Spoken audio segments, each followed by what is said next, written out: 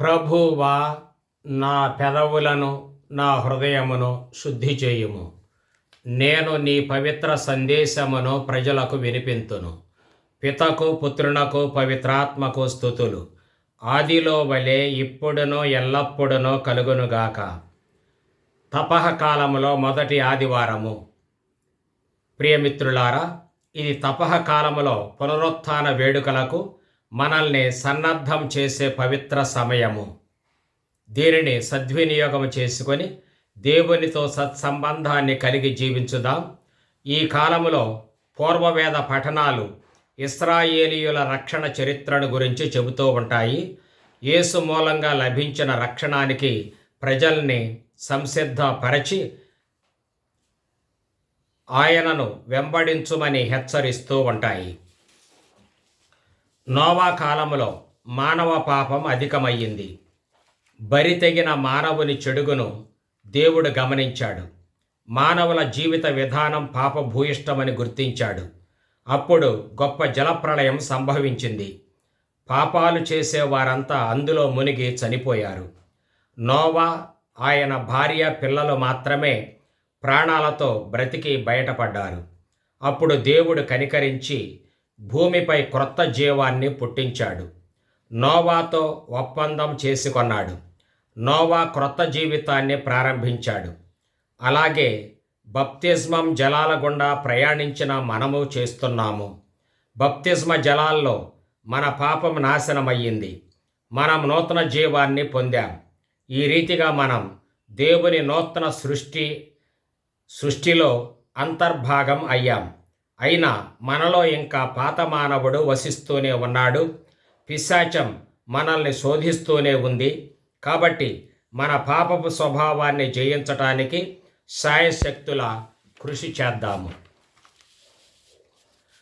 జల ప్రళయానంతరం దేవుడు నోవాను అతని కుమారులను ఉద్దేశించి, మీరు ఫలించి అభివృద్ధి పొంది భూలోకాన్ని నింపండి అని దీవించాడు. ఇదే దీవెన సృష్టి ఆరంభములో కూడా వినిపిస్తుంది. అక్కడ దేవుడు మానవ సృష్టి ముగించాక స్త్రీ పురుషులను ఉద్దేశించి, మీరు ఫలించి వృద్ధి పొందండి, భూలోకమంతా విస్తరించండి అంటూ దీవించాడు అని ఉంది. ఆదికాండం 1:28. అనగా మానవ పాప ఫలితంగా సంభవించిన జలప్రళయం సృష్టి జాలాన్ని నాశనం చేసింది. అయినా దేవుడు అసంతృప్తి చెందలేదు. సృష్టి ఆరంభంలో మానవ జాతిపై పలికిన దీవెనను పునశ్చరణం చేశాడు. నూతన సృష్టిని ప్రారంభించాడు. మానవ పాపం వలన సృష్టి యావత్తు క్రమం తప్పింది. జంతువులు, జలాలు, పక్షులు, చేపలు అన్నీ అధీనం తప్పాయి. అందువల్ల నోవాతో ఒప్పందం చేసుకొన్నాడు దేవుడు.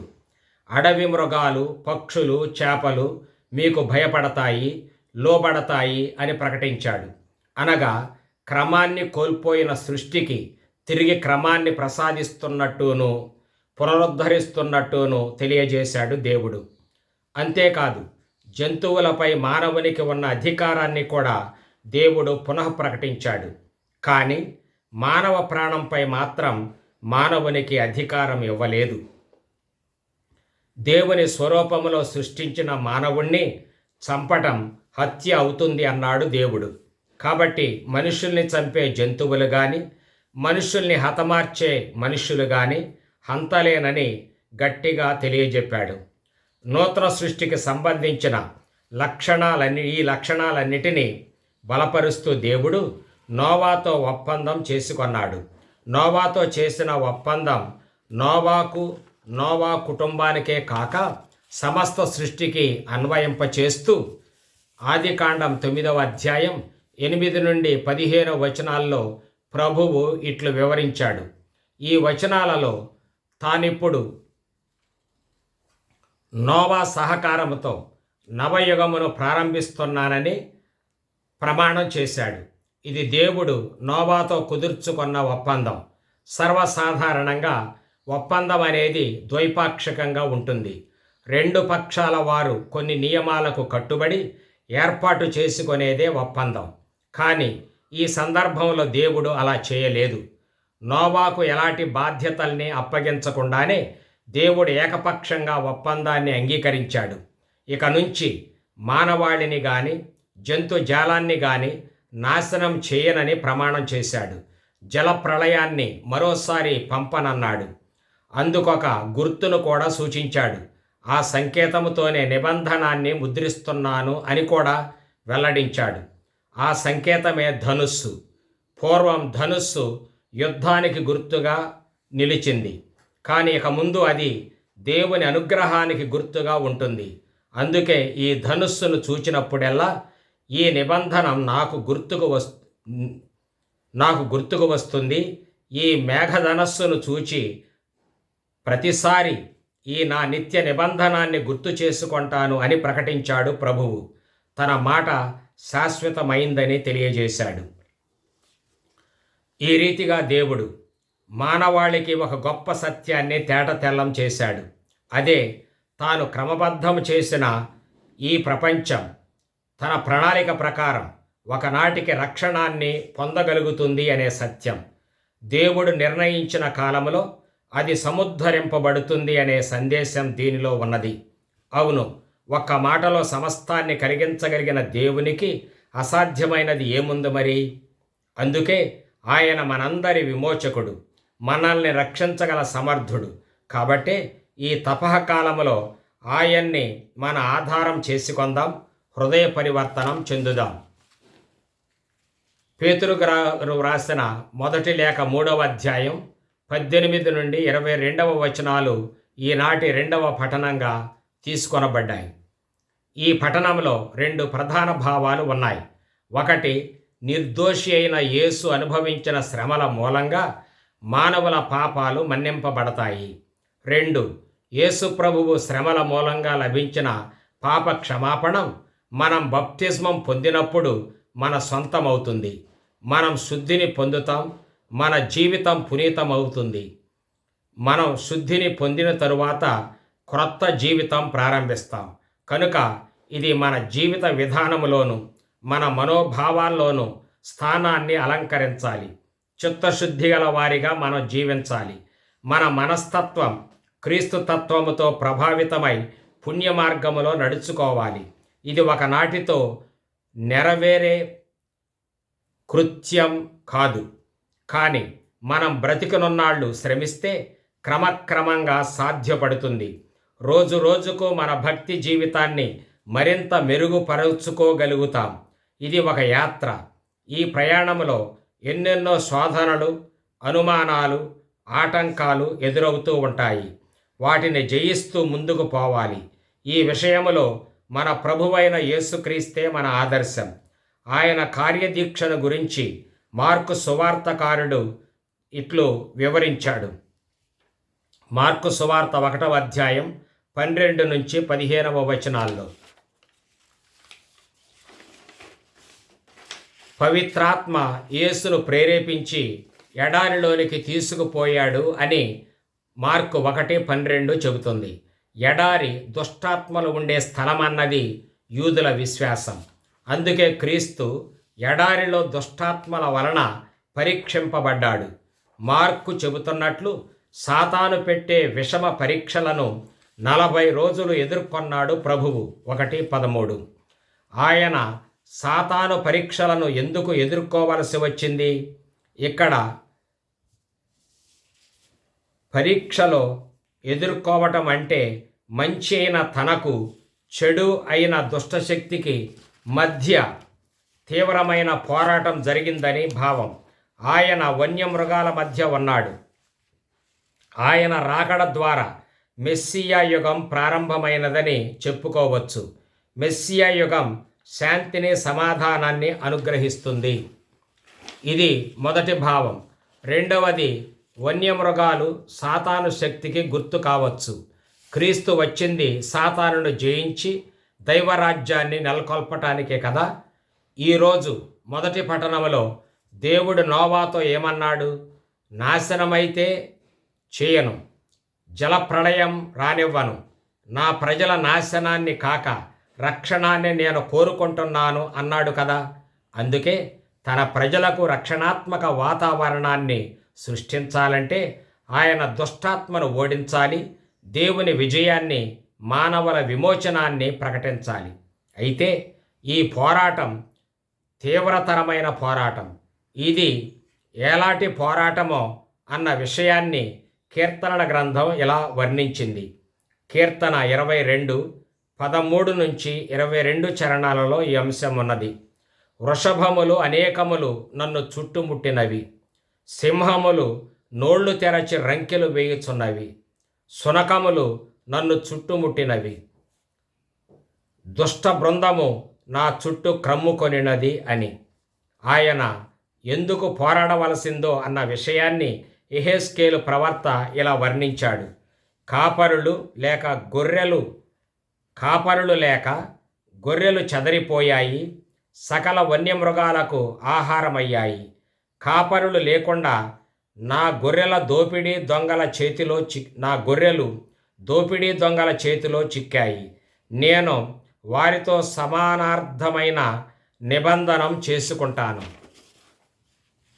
అరణ్యములో అవి నిర్భయంగా వసిస్తాయి, పడుకుంటాయి.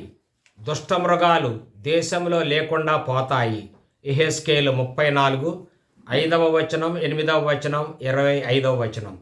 దేవుడు సమాధానార్థం చేసుకొన్న నిబంధన ఫలితంగానే క్రీస్తు వచ్చాడు. ఆయనే దుష్టశక్తుల్ని పారద్రోలతాడు. దుష్ట మృగాలు దేశంలో లేకుండా పోతాయంటే భావం అదే. మార్కు మరో విషయాన్ని కూడా ప్రస్తావించాడు. అదే దేవదూతలు ఆయనకు సపర్యలు చేశారు అని.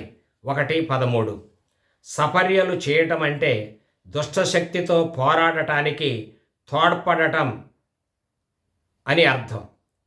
ఆనాటి నమ్మకం ప్రకారం దేవదూతలు దేవుని తరపున పోరాడే సైనిక దళం కనుక సాతానుతో పోరాడే క్రీస్తుకు వారు బలంగా నిలిచారన్న భావం ఇక్కడ పొందుపరచబడింది. ఇంత చెప్పి కూడా క్రీస్తు సాతానును ఓడించాడో లేదో అన్న విషయాన్ని మార్కు చెప్పనే లేదు. క్రీస్తు సాతానును జయించాడా లేదా? ఒకనాడు క్రీస్తు ఇలా అన్నాడు, బలవంతుడు ఇంట్లో ప్రవేశించి అతని సొత్తు ఎత్తుకుపోవాలి అని అనుకునేవాడు ముందు ఆ బలవంతుణ్ణి కట్టివేయకుండా ఆ పని చేయలేడు అని. మార్కు 3:27. ఈ వాక్యం ప్రకారం దుష్టశక్తిని నేను బంధించాను అన్న భావాన్ని క్రీస్తు వెల్లడించాడు. ఈ విధంగా దేవుడు నోవాతో చేసిన రక్షణాత్మక ఒప్పందం క్రీస్తునందు పరిపూర్తి అయ్యింది. కనుక మనం ఏమాత్రం సందేహించకుండా క్రీస్తును విశ్వసిస్తూ హృదయ పరివర్తనం చెందటమే ఇక రక్షణ మార్గం. క్రీస్తు సాతానును బంధించాడు గనుక ఇక మనల్ని సాతాను కాదు శాసించేది, కానీ రక్షకుడైన క్రీస్తు. అందుకే ఆయన పిలుపు మనకు రక్షణాత్మకమైన పిలుపు. తపఃకాలములో ఆయన పిలుపును ఆలకించి మనం రక్షణ భాగ్యాన్ని పూర్తిగా పొందటానికి సర్వదా సిద్ధపడి ఉండాలి. ఇప్పుడు కొన్ని ప్రార్థనా భావాలను చూద్దాం. 1. యేసు సైతాను పెట్టే విషమ పరీక్షలను 40 రోజులు ఎదుర్కొన్నాడు. ఇక్కడ 40 రోజులు అంటే పరిపూర్ణ సమయం అని అర్థం. అనగా యేసు తన జీవితం పొడుగునా పిశాచముతో పోరాడాడు. అయితే దానితో ఏనాడు చేతులు కలుపలేదు. ఆ విధంగా ఆయన సాతానును మించిన బలాఢ్యుడని నిరూపించాడు. ఆయన ముందు పిశాచం బలాదూర్ అనే విషయం తేటతెల్లం అయ్యింది. సాతాను నిస్సహాయత బయటపడింది. యేసు విజయం వెల్లడయింది. ఇక ఇప్పుడు సాతానుతో పోరాడే బాధ్యత స్త్రీసభకు ఇవ్వబడింది. సాతాను దైవ ప్రజల్ని ఎన్నో విధాలుగా శోధిస్తుంది. ఈ శోధనలన్నిటినీ జయిస్తూ వారు బలంగా నిలువాలి. వీరు క్రీస్తును తమతో కలిగి ఉన్నారు కనుక క్రీస్తు సాధించిన విజయం వీరు సాధించగలరు. అందుకే క్రీస్తు భక్తులు శోధనలకు భయపడవలసిన అవసరం లేదు. శోధనలు వచ్చినప్పుడు క్రీస్తు బలాన్ని కోరుకొని ఆయన సహాయంతో విజయ పోరాటం కొనసాగించవచ్చును. 2. యేసు సాతాను పెట్టే పరీక్షల్ని ఎదుర్కొంటూ ఉండగా దేవదూతలు ఆయనకు సపర్యలు చేశారు అని ఉంది. ఇక్కడ సపర్యలు చేయటం అంటే భోజన బల్ల వద్ద శుశ్రూషలు చేయటం అని అర్థం. అన్నపానీయాలు అందించటం. ఇలా దేవదూతలు సేవలు అందించటం అనేది దేవుడు కల్పించే రక్షణానికి గుర్తుగా కూడా ఉంది. అనగా యేసు దేవుని బల సహాయముతో పిశాచముపై పోరాడాడు. దేవదూతలు సేవలు చేయటం అనేది మరో అర్థాన్ని కూడా స్ఫురింపచేస్తుంది. యూదుల సాంప్రదాయిక కథనం ప్రకారం ఆదాము పాపము చేయక మునుపు దేవదూతలు ఆదామునకు సేవలు అందించారని, అతడు పాపములో పడ్డాక వారలా చేయటం మానివేశారు అని తెలుస్తుంది. ఈ ప్రకారం పోతే ఇప్పుడు దేవదూతలు తిరిగి మానవునికి సేవలు చేయటం వల్ల యేసే నూతన ఆదాము అనే భావం వస్తుంది. కొన్ని సందర్భాల్లో ఇది ఇశ్రాయేలు ప్రజలకు కూడా అన్వయిస్తుంది. పాత ఆదాము సాతాను శోధనలకు లొంగి పాపం కట్టుకొన్నాడు. కానీ ఈ నూతన ఆదాము శోధనలను సాహసంగా ఎదుర్కొని తన పవిత్రతను చాటి చెప్పాడు. అందుకే యేసే మన సువార్త. ఆయనే సువార్త బోధకుడు ఆయనే. అందుకే ఆయన సమస్తాన్ని వినూత్నపరచగల సమర్థుడై మనల్ని నూతన సృష్టిగా రూపొందించగలవాడు. కాబట్టే ఈ తపఃకాలంలో మనం ప్రత్యేక అభ్యాసం చేయక తప్పదు. యేసు సువార్త మనలో పూర్తి స్థానం అలంకరించే వరకు, యేసే మనలో వసించే వరకు, వార్త వ్యక్తి ఏకమయ్యే వరకు మన ప్రయత్నం కొనసాగుతూనే ఉండాలి. మనం నూతన సృష్టిగా రూపొందాలి.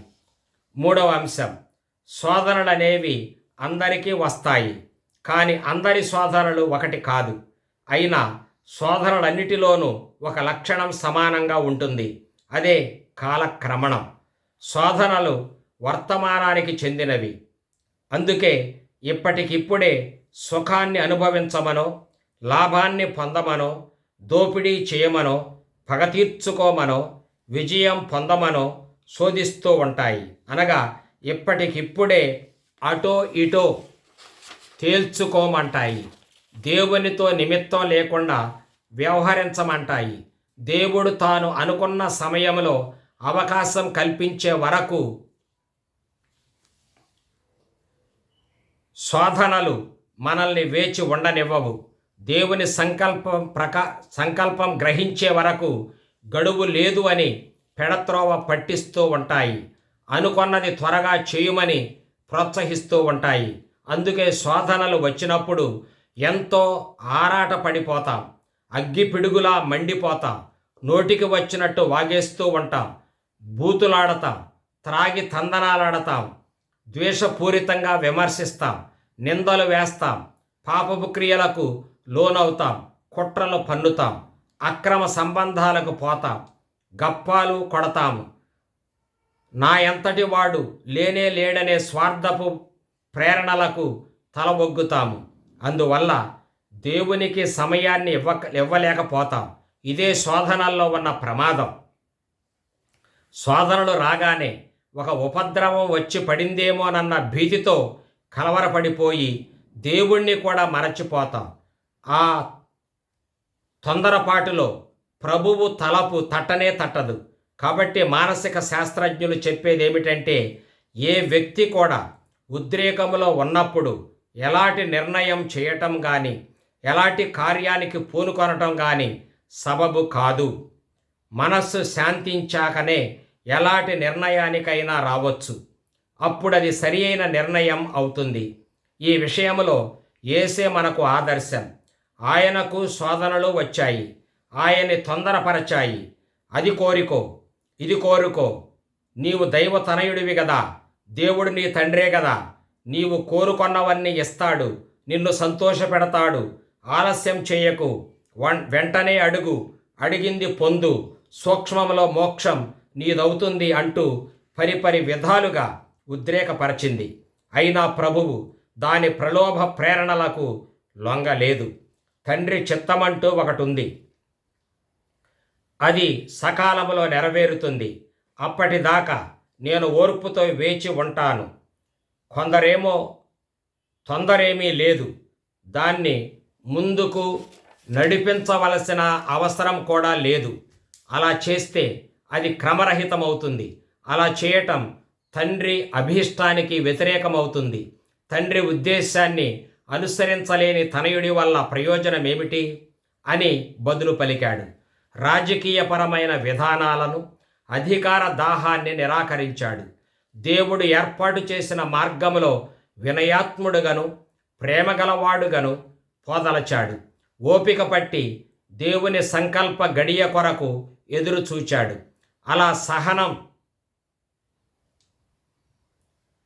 సహనంతో వ్యవహరించటం సరైన విధానమని దేవుడు నిరూపించాడు. యేసు ప్రభుని విధానాలు యథార్థాలని నిర్ధారించాడు. కనుక యేసు తప్ప మనకు మరో మార్గము లేదు. శోధనల్ని జయించటంలోనూ దేవుని సంకల్పాన్ని నెరవేర్చటంలోనూ యేసు ప్రభువే మన మార్గం, సత్యం, జీవము. 4. యేసు గలిలయ రాష్ట్రానికి వెళ్ళి దేవుని శుభవార్త ప్రకటిస్తూ, కాలము పూర్తి అయ్యింది, దేవుని రాజ్యం సమీపములో ఉంది, పశ్చాత్తాపపడి శుభవార్త నమ్మండి అని అన్నాడు. అనగా దైవరాజ్యాన్ని దేవుడు దయచేసి ఒక ఉచితానుగ్రహంగా ప్రకటించాడు.